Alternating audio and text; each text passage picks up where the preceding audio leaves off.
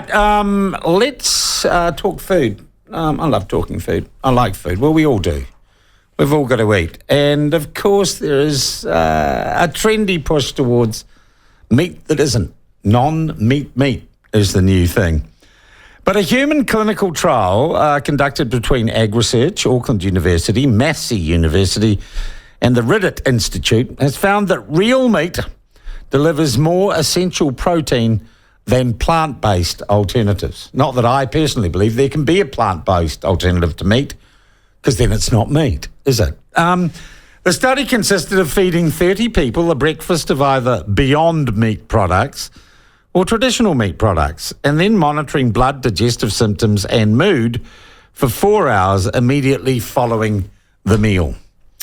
Well, our guest, one of those involved in this project from Auckland University, is Andrea Braakhuis, and she says that amino acids from red meat were of greater biological value and better absorbed by the body. She joins us now. Welcome to the program, Andrea. Welcome to the platform.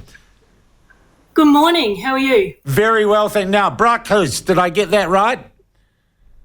That is spot on. We've certainly, as you know, New Zealandified our pronunciation, but you were surprisingly accurate. It's a Dutch name, as you can see, but yes. Excellent. Pretty good. All right. This study sounds pretty interesting. Why was it conducted? How long did it take? And how accurate is it? Yeah, good questions. Certainly, meat has been looked at for many, many years. In our study, we were interested in looking at the differences between beef and lamb, but then also looking at these new products. So, as you mentioned, you know, there's all these new products that are coming out on the market that are aimed to look like meat, feel like meat, taste like meat. And a lot of them are claiming to be nutritionally equivalent to red meat. And so we wanted to look at that. And in this particular study, we just focused on the protein profile. And so the amino acids, essentially what we absorb from proteins, and we found that they were quite different. Okay, different in what ways, and what beneficial ways and what non-beneficial ways? Yeah, good question. Yeah, so what we looked at is, talked about high biological value protein. So some of the amino acids, like I'm a registered dietitian, and so often when I'm looking at food, I want to look at the essential amino acids. So we need those, you know, we can't make them, we've got to eat them. And I'm also looking at branch chain amino acids, which we know are pretty good at stimulating muscle growth.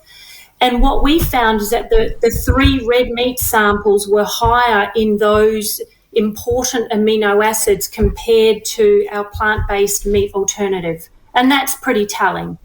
All right, so that means they are nutritionally better for you. Well, this, in relation to we only looked at one of the plant-based meat alternatives, and certainly there's a range and there's a lot in the market, and we can't comment on all of the products. But yes, certainly the one we looked at, which was a very good example of what's currently on the market, but it wasn't equivalent to red meat for sure.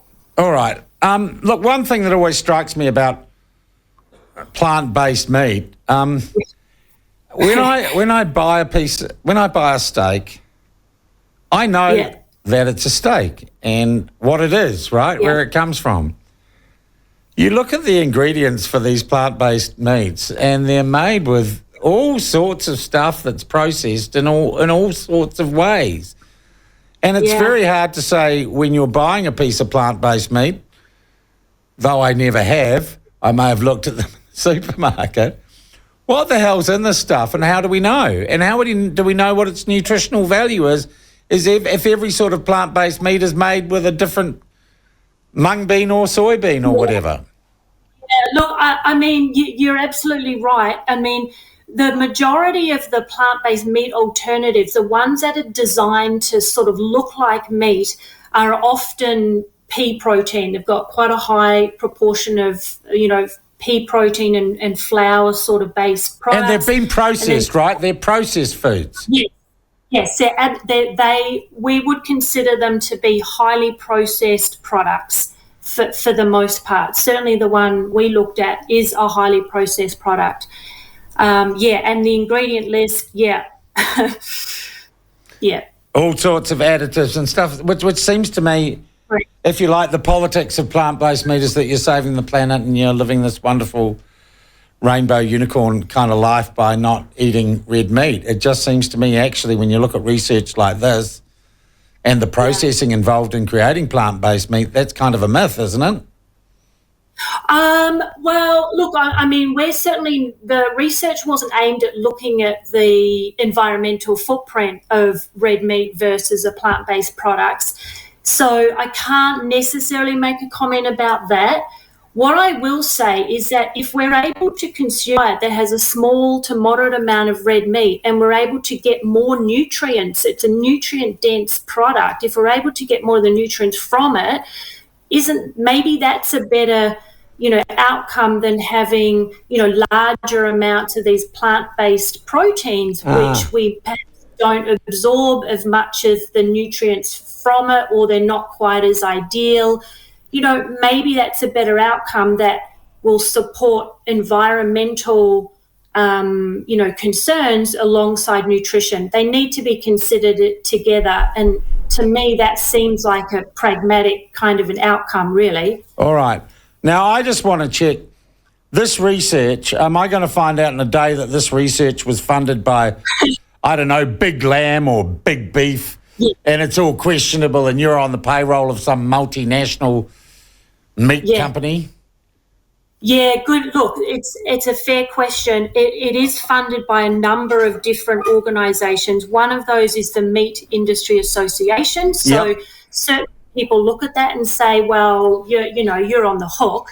Well, it doesn't work like that. So the Meat Industry Association, it was High Value Nutrition, which is a government initiative around supporting, research, New Zealand-based research.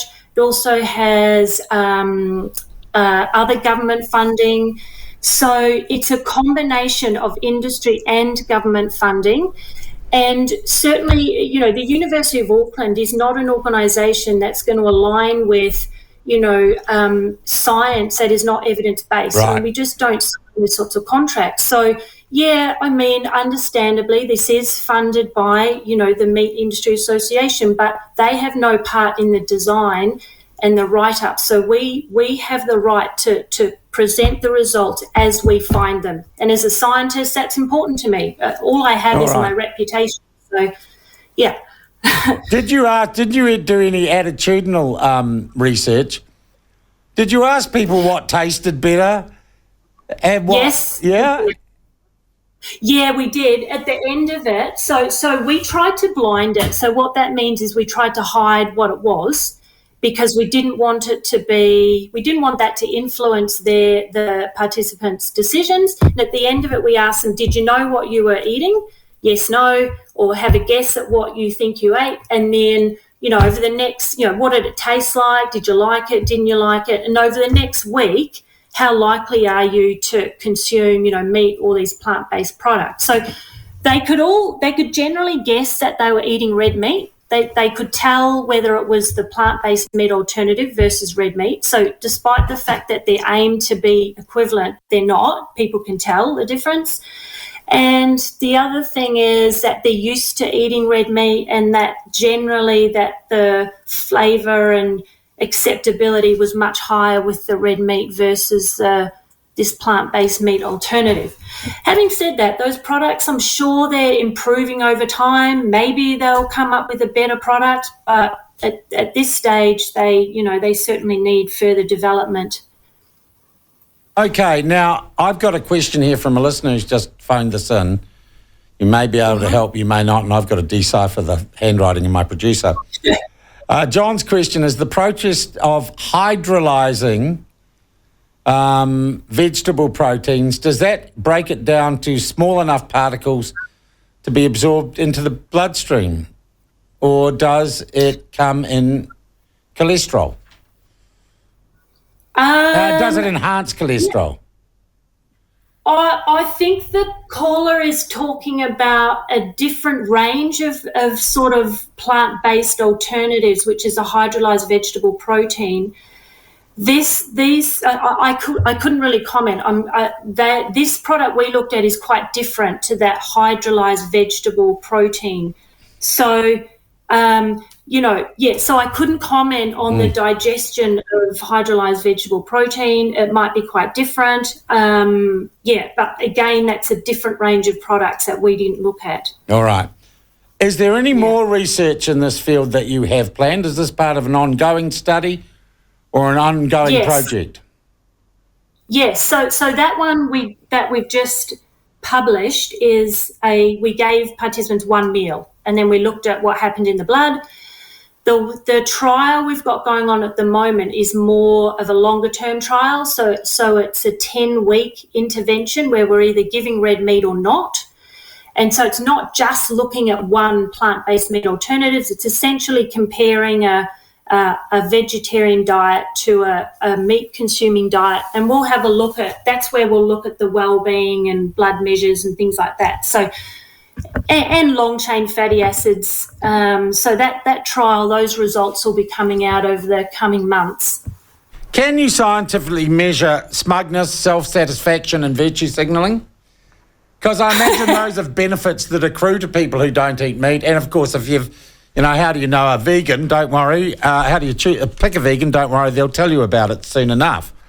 Can you measure the psychological impacts of virtue signalling by not eating meat? The sublet, yes, you can. I mean, we're not measuring smugness.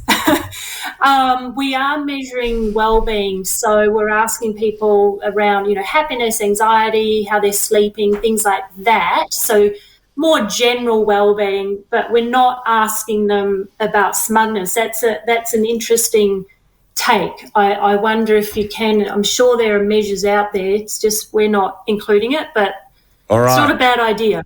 Hey, I look forward to the ongoing research on this. I thank you very much indeed for your time, Dr. Braakhuis, and we'll be keeping a weather eye on that. Thank you very much indeed. Awesome. Food for thought. Thank you. Food for thought, you might even say. That's Dr. Andrea Braakhuis. She's been part of a study, comparative study, pretty scientific by the sounds of it, between meat and not meat. And it looks like meat is better for you.